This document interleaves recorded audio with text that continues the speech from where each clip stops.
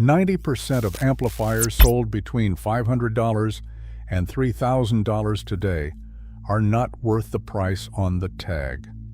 Not my opinion. The measurements prove it. The repair records prove it.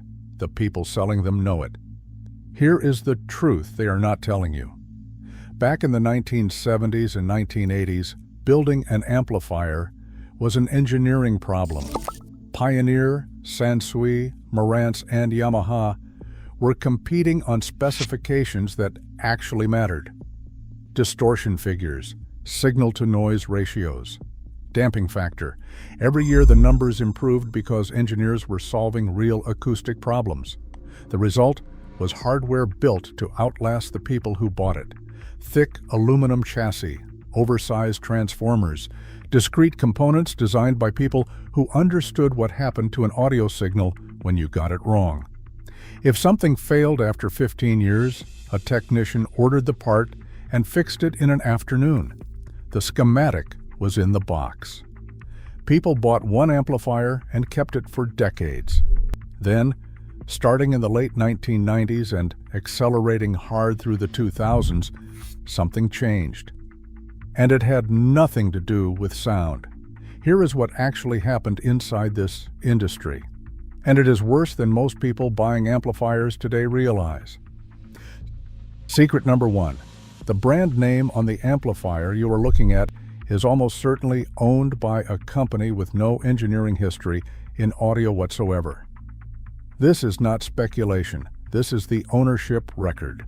In 2022, a medical technology company called Masimo, whose primary business is manufacturing hospital pulse oximeters, paid over $1 billion to acquire Sound United.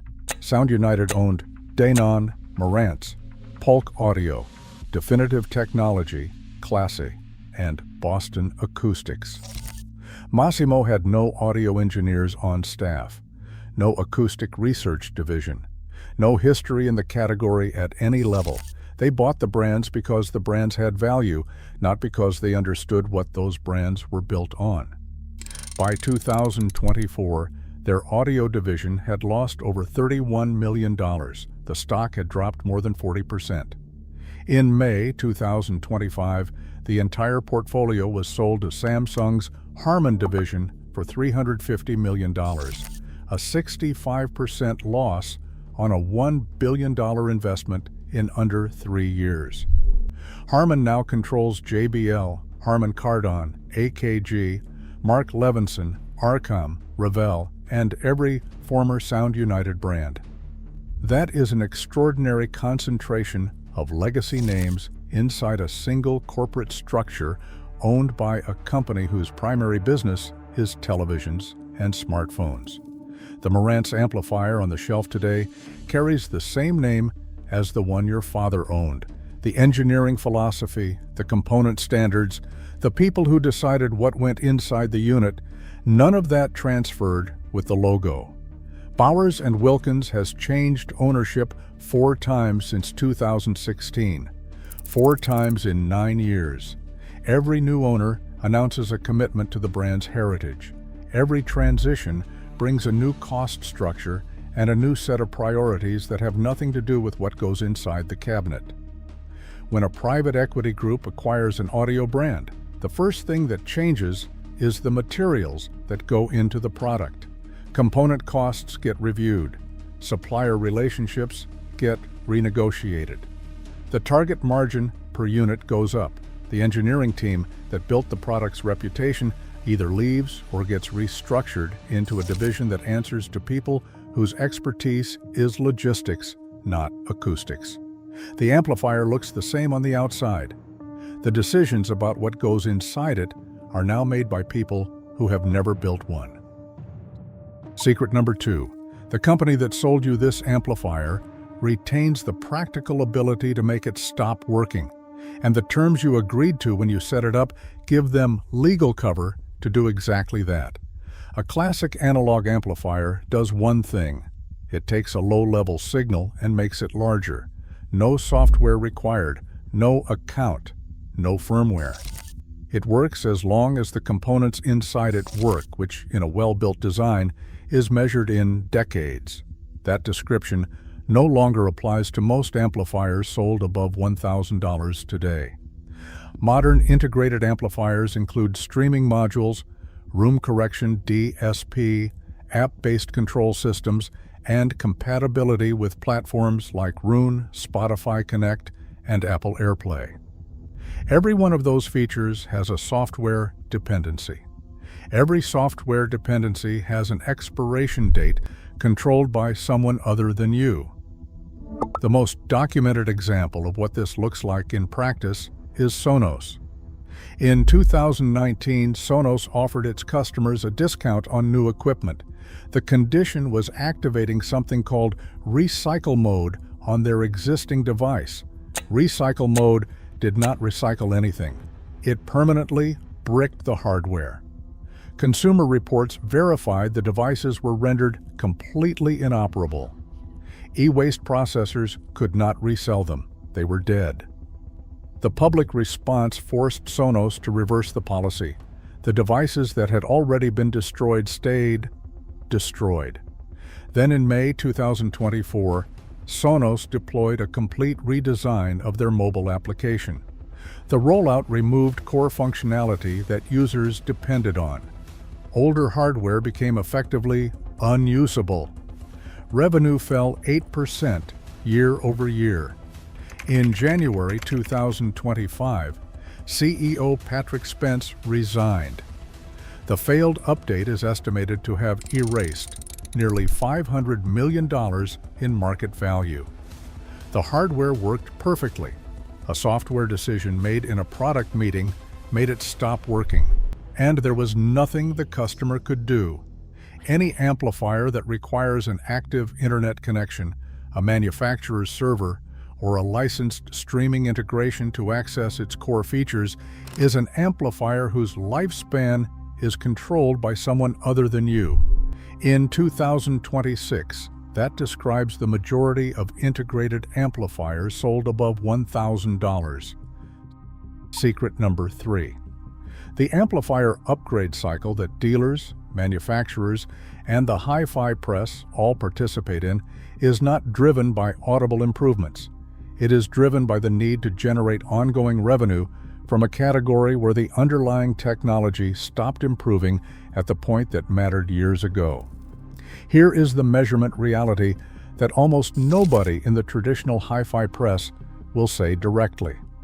A well-designed amplifier operating within its rated power produces distortion figures so low they are inaudible to any human listener.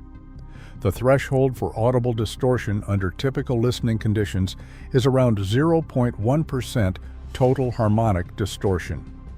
Amplifiers at this level of performance have been available for under $500 for years. In controlled, level-matched blind listening tests, listeners consistently fail to distinguish between a well-designed $500 amplifier and a $5,000 one. The measurements confirm it. The blind tests confirm it. The industry prefers you do not know this, because the alternative is that you buy one amplifier and keep it. Most of the publications covering this industry are funded by the advertising spend of the manufacturers selling you the upgrade. That is not a conspiracy. It is a business model, and it explains why the measurements never make the front page. Before I show you what is actually worth buying, if this kind of content is useful to you, subscribe. No sponsored gear, no manufacturer relationships, just the measurements. Now, here is what to actually buy. So if most of the amplifier market is built on hollowed-out brand names, software dependencies, and an upgrade mythology the measurements disprove, what should you actually buy? The framework first. Audible transparency. An amplifier is cheap. It has been cheap for years. Your amplifier should take the smallest share of your system budget. If you are spending $2,000 on a system, $500 to $600 goes to the amplifier. Everything else goes to speakers and room treatment, the two variables that will determine 90% of what your system actually sounds like. With that established, here is what independent engineers and measurement sites consistently recommend. At the entry level, the Emotiva Bass X TA1 at around $549 is the honest answer for the majority of listeners. No app, no streaming module.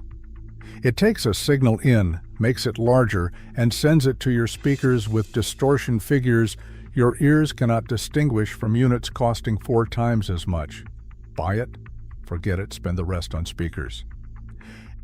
At the mid-level, amplifiers built on Hypex or Purify Class D modules from companies like March Audio and Buckeye Amps cost between $1,000 and $1,500, and they post measurements that match or exceed units costing $10,000 in every metric that correlates with human hearing. They are efficient, powerful, and built without the software dependencies that make modern integrated amplifiers a liability. If your budget extends to $2,000 and you want a conventional integrated amplifier, the Cambridge Audio Evo 75 and the Rotel RA1572 MKII have earned consistent praise from independent reviewers for combining honest amplification with features that are actually useful. At this level, you are paying partly for build quality and partly for inputs. The sound difference between these and the Emotiva is not what the price difference implies. And the recommendation the hi-fi press will almost never make: active studio monitors with a quality DAC and no separate amplifier at all. Companies like Neumann, Genelec, and JBL Professional build speakers with amplification specifically tuned for the driver DSP room correction and flat, accurate frequency response. The JBL 305P MKII costs around $300 for a pair. The Neumann KH150, at around $1,400 each, is used in mastering studios worldwide. There is no upgrade path, no cables, no preamplifier. You connect them to a source, and the music is just there. That simplicity is precisely why the consumer hi-fi industry never recommends them. Here is the principle I want you to take away.